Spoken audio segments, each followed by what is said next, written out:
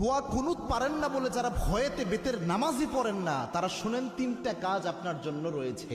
এই তিনটা কাজ করলে বেতের নামাজের পরিপূর্ণ সওয়াব আপনি পেয়ে যাবেন। সুবহানাল্লাহি বিহামদি। ইসলাম যে কত সহজভাবে আপনাকে সমাধান দিয়েছে কল্পনা করতে পারবেন না। এই যে বেতের নামাজে যে দোয়া কুনুতটা আমরা পড়ি, এটা কিন্তু অনেকের মুখস্থ হয় না, যার কারণে অনেক বড় দেখে অনেকে বেতের নামাজই পড়ে না যে আমি দোয়া কুনুত পারি না, আমি কি বা পড়বো। অথবা অনেকে এমন রয়েছে বেতের নামাজে দাঁড়িয়ে দোয়া কুনুতের সময় চুপ করে থাকে, একটা শব্দ করে না, এরকম আছে অনেকে। তো এরকম কোনোটাই মাধ্যমেই আপনার কিন্তু দোয়া কুনুতের যে হক এটা আদায় হচ্ছে না। এবং বেতের নামাজ এটা কিন্তু ওয়াজিব একটি নামাজ, এই নামাজকে আপনি ইচ্ছা করে ছেড়ে দিতে পারবেন না, এবং ওয়াজিব সবসময় চাইলে আপনি তরক করতে পারবেন না। এই জন্য বেতের নামাজ গুরুত্বপূর্ণ।